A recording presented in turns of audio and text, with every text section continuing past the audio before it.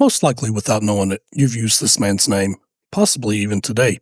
If you've ever called someone a maverick, a rebel, lone wolf, someone who goes against the grain, you've said the last name of an old Texas lawyer, judge, and collector of acreage who didn't particularly care about the cattle that would eventually make his name famous.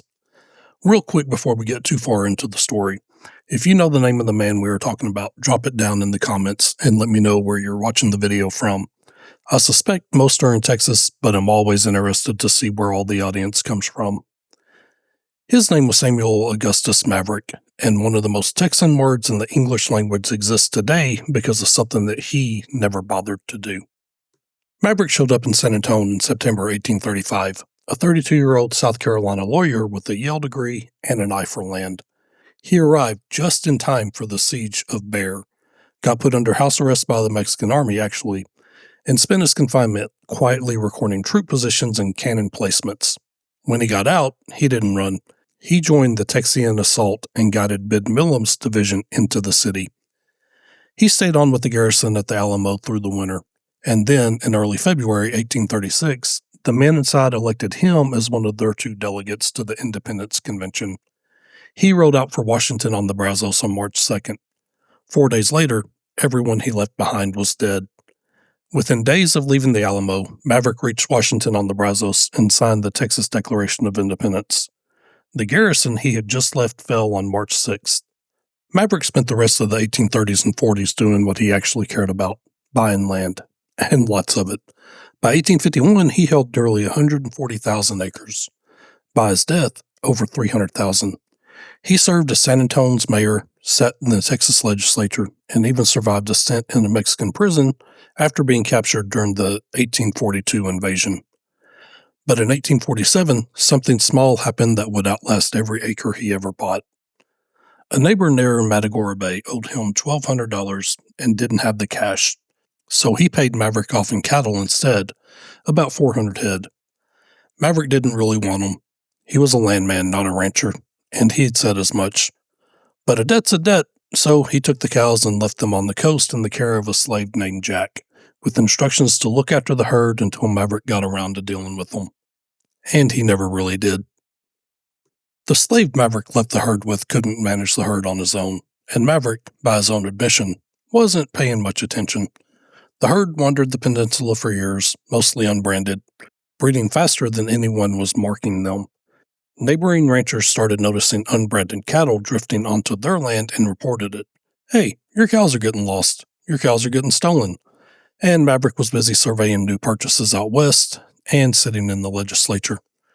They weren't really important enough for him to come get them.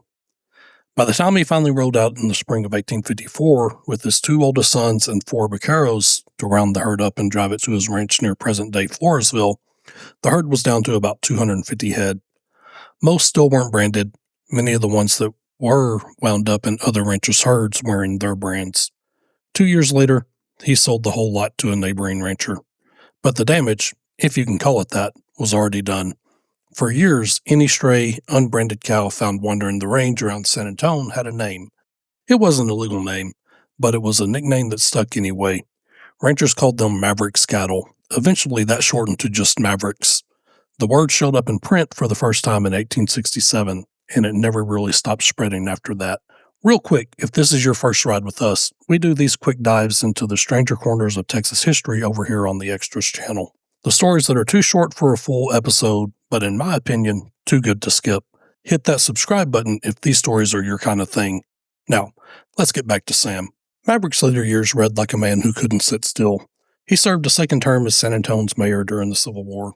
He became Chief Justice of Bexar County, mostly handling wartime tax collection and aid requests for soldiers' families. He and his wife Mary sent sons off to fight for the Confederacy. Afterward, he received a presidential pardon and spent his final years trying to rebuild the Democratic Party in Reconstruction, Texas. He died in San Antonio on September 2nd, 1870 at 67 years old. By then, he was one of the most prominent men in the city, a founding name, a landowner, a signer of a declaration written in the shadow of a burning mission. Today, there's a Texas county that carries his name. And as impressive as all that is, none of it is why you know him, or his name at least. Now here's the part of the story worth sitting with for a spell. The word maverick has come to mean independence, someone who refuses to be branded, who won't run with the herd, who charts their own course out of principle. James Garner played one on television.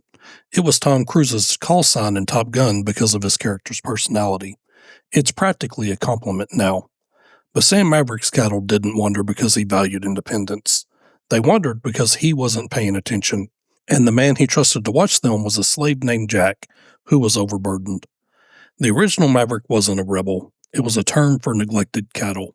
And in the way that language has a tendency to change over time, the term was filtered through 150 years of storytelling until neglect turned into a virtue.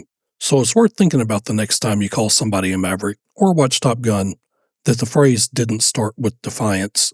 It started with a debt payment nobody wanted, a herd nobody watched, and a man who was thinking about anything but cattle.